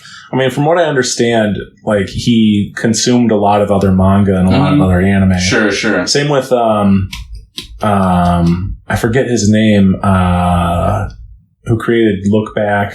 Oh, Fujimoto. Yeah. Same with Fujimoto from Chainsaw Man. Mm-hmm. I think being a great artist means making sure that you're consuming a lot too, not just like creating a lot. Yeah, it's stuck in your own input bubble. And output is so important for creativity. For sure. I've been doing a lot of output the past few weeks and not a lot of input. So make sure to watch some new shit, listen to some new shit. Yeah, for sure. And put it in my work. And that's no shot, actually. I only bring it up to... Oh, I didn't think you were saying it. Yeah, I mean, some people will be like, oh, you think he's copying them? No, I'm not saying he's copying them. I'm saying that it's like showing... It's like a tilt of the hat. Yes. No, that's what people don't get, is paying homage as a form of respect. It's not lazy. No. And it keeps... He copied that whole scene from Kill Bill. No. I think it's a little bit of fun for the author, too, to keep them engaged. Right. Or engaged. She even one-inch punched somebody, and that was fucking sick. Oh, yeah? Yeah, she did. I love a good one-inch punch. One of my favorite techniques. Mm-hmm. Bruce Top Lee. technique, yeah. Yeah, Bruce Lee reference. But yeah, I think if I had the time and it was nerdy enough, I could probably try to watch each episode and try to pull from some type of pop culture reference and inject it in. Even maybe the blast battle being like a direct tilted hat to DBZ in a way. Yeah, I mean? Could be. They did like a split thing with the two faces in it with different colors, you know what I'm saying? Like that felt like a reference to JJK. The domain expansion, 3-way you're talking about? No, before they do the blast, the beam blast, they did like this very artistic slant slash his face and the other guy's face. Traditional like Japanese religious service music and they kicked. By the way, music. That felt very shonen. That's what I'm saying. It just felt... JJK was not usually a show that did a opening music beat drop for an action scene. Mm-hmm. That's something that I've seen more shonen anime do. That's what I'm saying. The only other time I can think of is when Yuji... it's kind of the anti-opening beat drop where Yuji wakes up in Shibuya and sees all the damage that Sukuna. Yeah, Sukuna did, yeah. And he throws up and stuff. And right. The specials opening plays there. Yeah. Mm-hmm. But it's not in the mode that we're talking about. No. This is like a get hyped, here's the opening you've been listening to all season. And it does trick you into thinking that like you're enjoying it more than you are for a second. Like, it made my adrenaline spike up, like, right, love me. No, I'll say my overall thoughts on the season though now, because I had said some stuff that I didn't like or that I wish was different. Sure. I guess, well, let me just say, this is a weird hot take of mine, but I kind of wish that there had been more preparation, like, arc separation between the Culling Games. Like, you know what I mean? Like, you know how in season 2, they had the hidden inventory as the first 5 episodes. Yeah. And like it separates into the Shibuya incident as a new arc. Mm-hmm. I feel like it doesn't do that enough for the preparation shit. And the preparation arc to me has a better pace, better vibe. Mm-hmm. Feels more like the cinematic and the emotional elements merge with the story better. Whereas like in the second half, like they don't merge as well, and it's mostly action focused. It's pretty separate from that whole front end. It's very like elevated directorial choices still, but it's like the story under it is less exciting. Whereas like, I don't know, I think as soon as Choso is separated from Yuji, the more far out fantastical elements and emotional elements of the story get taken away. Right. Like, that's what I love about the beginning of season 3. It's like Choso and Yuji having a brotherly talk. And like, you know, Choso telling him, like, it's not your fault what happened in Shibuya. And like, Yuji even says, like, it's my fault that your brothers are dead. And he's like, it's not, you know.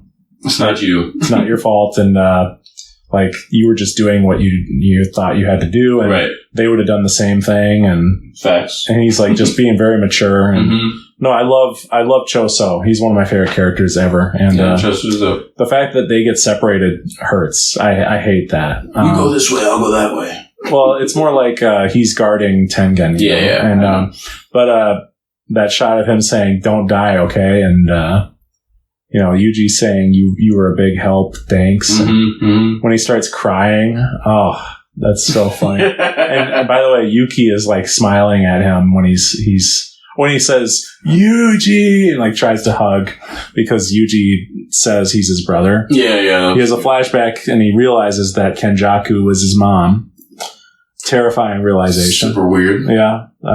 He canonically, this is something the fan base is very mature about. Canonically, he did get banged by Yuji's dad. And I think we all just need to sit with that for a bit. I'm lost. And, I don't feel the need to figure out what that is. Well, Kenjaku, he did what he did with Geto to Yuji's mom. I do remember that. Yuji's mom, in the flashback, she has the scars on her head, and yeah, that's why he says Choso's his brother. What? Yeah.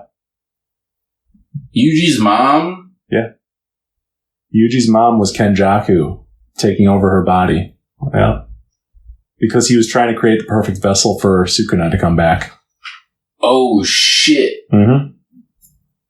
Wow. He committed to the plan. That is fucked. So he that's why in the flashback, Yuji's grandpa is talking to his son, and he's like, that woman's not right. Like, stay away from her. And wow. And how did I wait?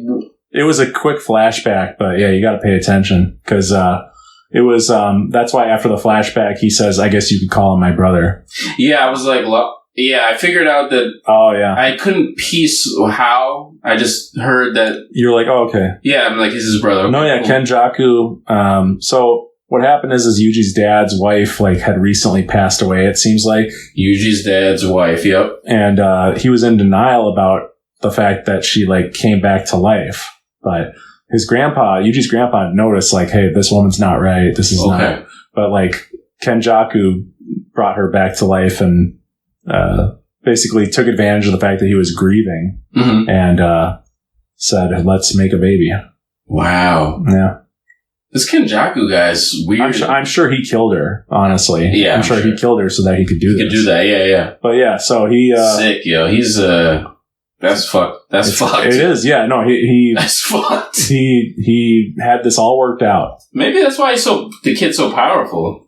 Naturally. I mean, yes. Without the No, yeah, and I don't want to spoil anything or not, but there's a reason for why Yuji is the perfect vessel to bring Sukuna back. Interesting. So, and it's not just the fact that Kenjaku banged Yuji's dad. So the shit is just mad orchestrated. The whole thing is orchestrated. Yes. Season that's 1, Kenjaku, all that shit that's happening, that's all. He's watching Yuji the whole time.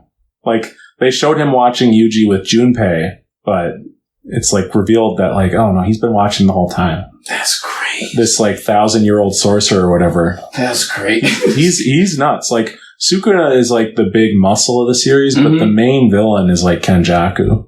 In terms of who's the most evil and who's the most fucked up and depraved. And I think I only seen Kenjaku in a really quick flashback scene where his original body, because obviously he's in Geto's body right now, but I think I saw him in a little flashback real quick. He was a very unassuming looking guy back then, or they showed him the body he inhabited when he was Choso's dad.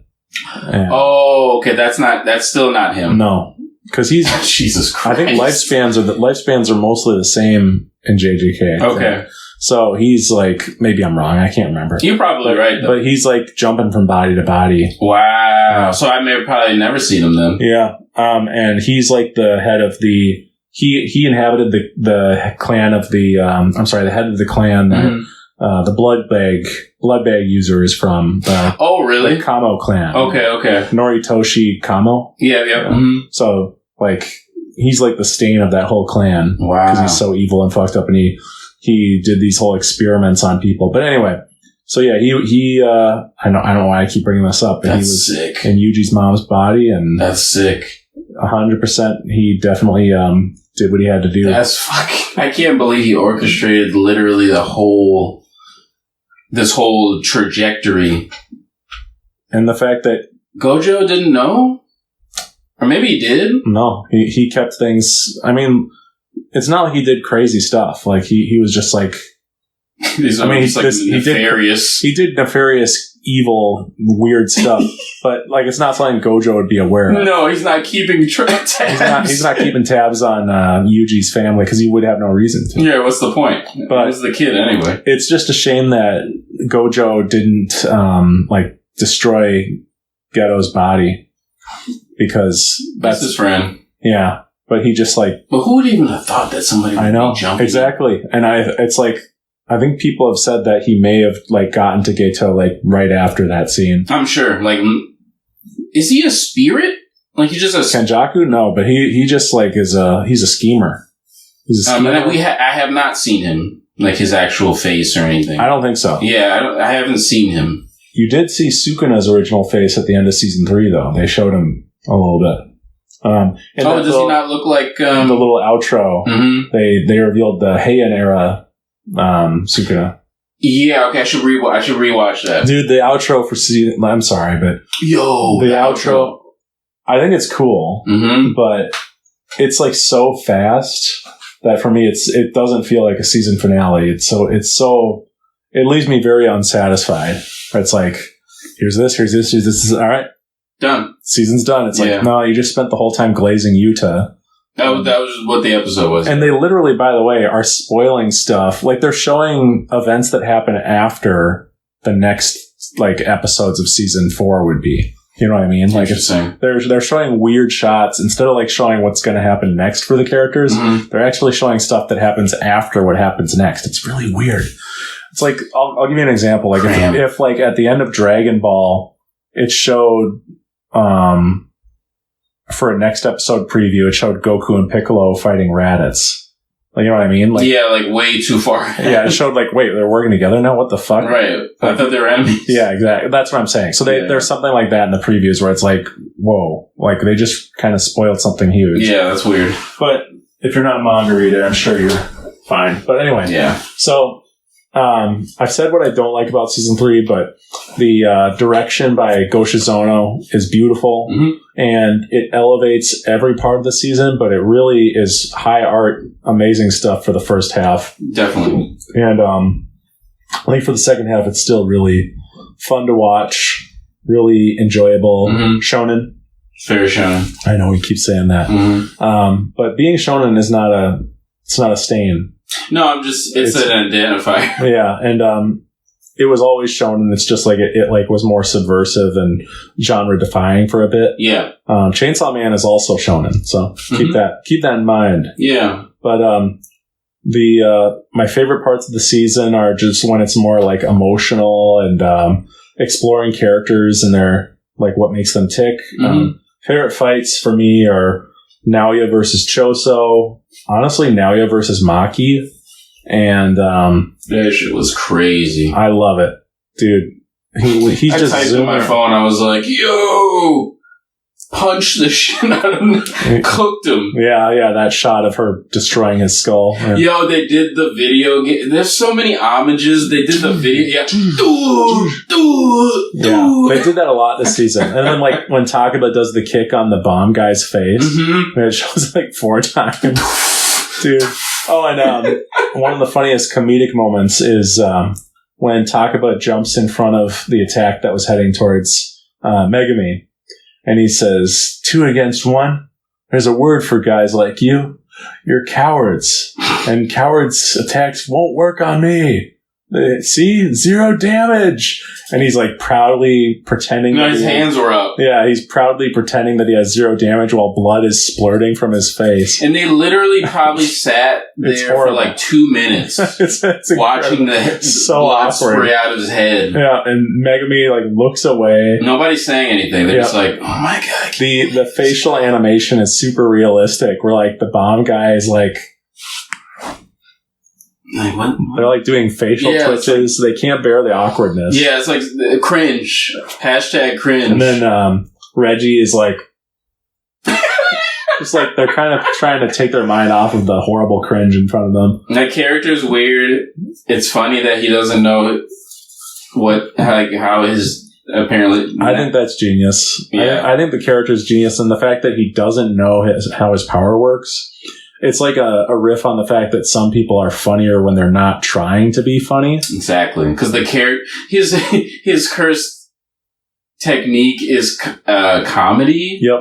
Anything that he thinks is funny is now reality. It can happen. Yeah. Dude, the shot where he's like drinking tea and then like the bomb explodes and he gets jostled by the bomb and is pissed. It's so funny. I think he's hilarious. No, he's wild. And the fact that he stuck his he talks the bomb guy's like, did that get him? And then out of nowhere he's in the window next to the bomb guy and says, no, it didn't get him. He's too strong. And, so, and then he the bomb guy tries to punch him and he says he's covered in sauce or something. He's like, I hope it's sauce. Yeah. What the fuck? That was such a sexual. I hope it's sauce. What, you don't like sauce? He's like disgusted that. Yeah, he's a horribly annoying character to have to fight. I hope it's sauce is so fucking funny. Well, that's not in the sub. That must be a dub. It's a dub. Yeah. In the sub, they didn't say that. That's funny. Yeah, it's really funny. I'll admit that's a funny line. Yeah. In the sub, he just says, "What? Don't you like sauce?" And he's like, "Oh God, it is sauce." That's because they were trying to tell. He couldn't tell if it was like he was greased up or if it was sauce. This is what I'm saying. They were playing this weird like grease sauce, some other stuff. Like I hope it's sauce. Anyway. Yeah, good times. So I would say that the whole season, if I were to rate it, it does feel like it's not finished for me. I get No, it's definitely not. I get mad about the fact that they decided to, rather than create a season 3 that's the Culling Games, they created a season 3 that's partial. Not even half of the Culling Game, by the way, because half of it is the perfect preparation arc. For me, it's just, again, the enshittification where it's like, we used to get 20 something episodes of JJK, now we get 12, but to argue against my point, the animation and artwork, they made it top tier for these 12 episodes. Yeah, it's good. So it's not the enshittification. I'm being silly. Cheap, I'm being flamboyant, much like Yuta in his pose. But I would give it as a work. This is tough to rate. On a scale of 1 to 10. Not flop or flip. Yep. We need much more nuance. Yeah, a little more. I would give it...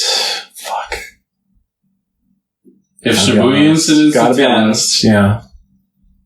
Gotta be honest with myself and be and like not try to like be too hard just because I'm like trying to prove that I am critical of something I love. Sure.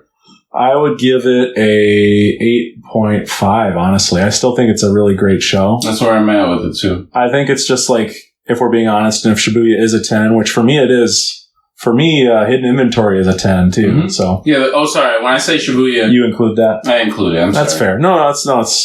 It is like an intro to the Shibuya incident. Yeah, You could argue it's the same. Yeah, it's a season 2. Yeah, you could. Okay, if you rate it as season 2, then that's a 10 too. So either way, yeah, it's 10 regardless if you add or remove. Listen, man, that's a separate arc. It's a 10. Shibuya's a 10. Yep. It's a 20. And a 1.5 drop off is it's noticeable. It is a drop off, but it is. We're being honest. Yeah, it's a noticeable, but it's not. The 10 is crazy. 10 is crazy. You can't do another 10. It's a once in a lifetime thing to get that good, right? Know? And similar to my feelings about Kendrick's second album and his third album. Second album, is that Damn? That's the third album. Oh, okay. So Pimp a Butterfly. For me is 10. For some reason, I thought it was the other order. Yeah. Flipped. I thought it would make more sense. To Pimp a Butterfly. Pimp a Butterfly or T-Pab or whatever should be the third album. But the kid is so bold that he put it out as a second album. It's the anti-sophomore slump. It's the sophomore bump. Yeah, sophomore bump. I mean, to some maybe a misstep, but that is a very narrow, small few people that believe that. I mean, if you don't like jazz, I guess you could easily hate it. But yeah, no, it's Damn is good, but it's no Pimp. Yeah, and Culling Games is good, but it's no Shibuya Incident, and that's why I felt reading the manga, and I will tell you that there is stuff awaiting us that is really cool in the manga, and there's stuff awaiting us that is a lot like this stuff, but a little worse. Sure. So, My thing is that if you're delivering at 8.5, you're not wasting my time. No, definitely not. But that's fine. No, I just warn you that so soured. We're going to be meeting new sorcerers where we don't have much time to learn anything besides their power and like a very brief backstory. It becomes, I said I wish the show would be a Monster of the Week show. Mm-hmm. It becomes a Sorcerer of the Week show for, I should say, a manga. But which is really what the show could have just been. Yeah, and it wasn't for a bit, and I was happy about it. Yeah, like they if it's adapted well, like if Goshizono doesn't step down, mm-hmm. they could fix the manga and like have stuff that used to take forever get done with much quicker. You know what I mean? Mm-hmm. There's a scene where I won't spoil it, but basically they kind of bring real geopolitical relationships into the story. That's cool. It's not cool. It's horrible. Oh, no. That could have been cool. That's the section of the story where I came to you after I finished the manga and I said, there's something here that's so stupid and so like poorly thought out mm-hmm. and doesn't fit in the series at all. I can't believe it's in here. I hate it so much. So they didn't execute. No. Gege has... I'll just spoil it for you because I'm pissed about it still. Good. He has Kenjaku Geto like meet with the United States military and teach them about cursed energy and tell them they should go to Japan and... They don't know about it yet? No, it's a Japan thing. So this is just Japan. Yeah, because there was a talk at the end of season 2 about the world not... Yes. Yeah. Like the world kind of like not understanding what's happening. Yes. But dude, it is so cringe. Okay. It's like the lamest... He talks to the United States president. Was it a Trumpian? No, it wasn't. Super boring. Actually, if it were a Trumpian, should have been the Great Goma. It really should have been. It should have been the Great Goma. Should have brought in Goma for this. That would have been amazing. No. But so I'm not looking forward to season 4 in some ways. I'm sorry. How easily could he have been? If it was Goma and Geto, this Kenjaku character was talking to Goma, he would have just been like eating out of his hand, like, oh, really? That's cool. That's we need some of that. That's what we need. Yeah. How many of them can you bring here? And from my understanding, you can use this cursed energy, and it's not too bad. He's not too. Sir, it's cursed energy. It says cursed. Yes, but they say cursed maybe against the people who are using them against. Yeah. Well, they're going to curse us first, so I think we better curse them before they can get a chance to do that. Jesus. Let's rewrite that whole thing for Giga. Is like, so this is the guy you need for the president. Make president a lot like Goma from Dragon Ball Daima. Yep. And he says, but used a Trump voice. No, that's shh. Don't spoil the bit. That's Goma. That's the Great Goma. It's the Great Goma. The Great Goma. But yeah, so I love JJK. It's one of my favorite little series. Mm-hmm. And there's stuff awaiting us after he talks to Drumpf that is really cool. Okay, cool. And the fight I'm telling you about, do you want to know what the fight is so you can get some hope again or no? No, I'll go in fresh. Okay. I'm not worried. I'm not scared of whatever's coming. Okay. Just because, like, I'm not scared. Your buddy Hikari has a great fight. That's all I'm going to say. Good. No, that's going to open season 4, that fight. So that's going to break the internet. That's good. They're going to go nuts. I can't wait. Yeah. No, people was freaking about the Maki shits. There was 3 times the internet freaked about this season. Like, it did a great job. It's a great season of TV. Great season of anime. The Maki episode. Mm-hmm. The Yuji versus Higuruma episodes, and then the Yuta episode. Those all 3 broke the internet in different ways. The Yuta episode, the season finale. Yeah, the finale. Dude, people went nuts for it even more than the Maki one. I'm telling you, the delirium that overtook people because of a beam struggle.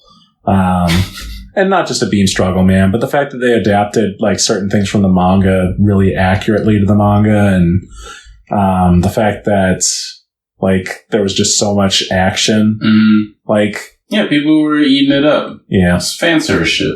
It is, and it's like We've spinned. Spin right around. We've spilled enough ink, metaphorically, about this. Yeah. So I'll just move on from it. Well, I think, whenever we do get the next thing from JJK, it'll be very interesting. Oh, God. We're at 2 hours and 30. Oh, my God. The heftiness. Okay. Wrap it up. Let's wrap. Here we go. To Pimp a Butterfly. Yes. T-Pab, as the album is often referred to, is a second album from the late great...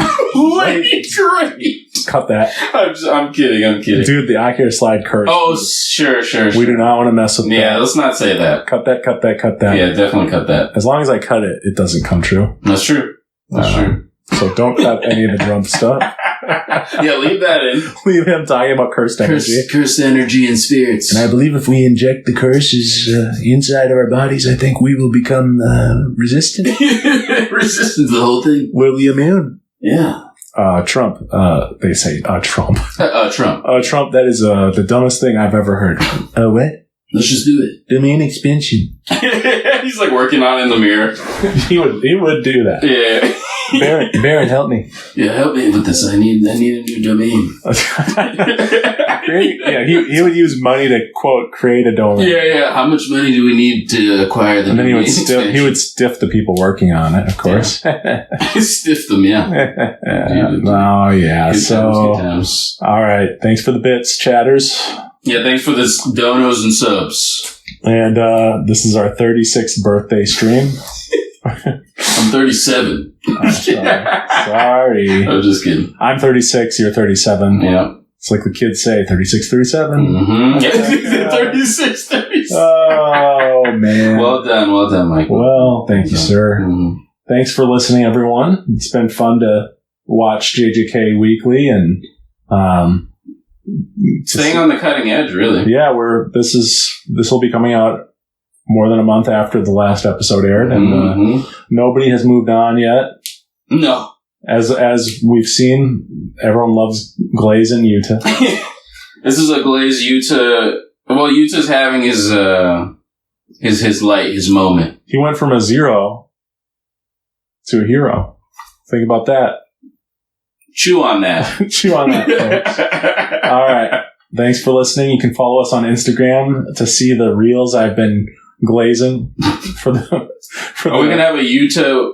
Yes. We have to have a couple of Yuta clips. So I want to make a music video. I have this Dermot song. Oh God. Oh, fifth time.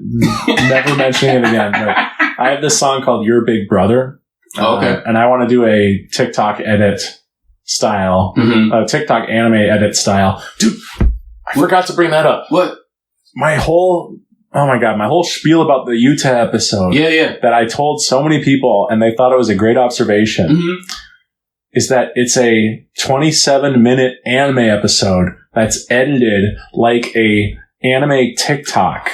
Oh. Like for the attention span of a TikToker, it goes on for 27 minutes. Sure. Okay. I just barely snuck it in there. Okay. Well done. Yuta. Okay. But anyway. Yes. I want to create a 30-second or 20-second Choso tribute with my song, Your Big Brother. Oh, that's great. The chorus is, I know you wish... No, I'm sorry. I know you wish that it wasn't your big brother. I think that's the last chorus. I remember. I listened to that. Yeah, that's from the Coffee Music. Yeah. There's a song called Your Big Brother where I say, I know you wish you could trade in your big brother for someone who could have held you when you cried, but it's safe to say there's never going to be another. We'll be together for life. And I just imagine like Choso clips with him and Yuji to that song. Perfect. Not only would it be funny to create my own AMV with my own song, but it would be great promotion for the pod and great, just like fun for me to do. So if I did that and then like a joke Yuta Glaze TikTok, that'd be funny. I don't know, but I will say I stayed up till 4 a.m. yesterday editing the reels. Nice. Not nice. Putting in that time. Dude, with that and the 10 hours of overtime, I gotta figure out my shit. Stretching. I know. I'm not Yuta, I'm not Gojo. I'm not even Drumpf. Because he can survive on 4 hours of sleep better than I can. How much money? So here's the thing, folks. Follow us on YouTube or Instagram. And we will come into your feeds with funny little edits. Some shorts. Video edits. AMVs. Yep. Some clips. And some, all the latest and greatest little bits and banter about anime, music, movies, and a little bit of food talk too. Yeah, from your favorite Midwest podcast. See? Your favorite chill Midwest pod. That's us. Starring 2 Michaels. Double M's. Double M's. M and M. Yes. In the house. Well, we'll be back next week, but until then, keep sliding. Adios. 2:36. 2:30.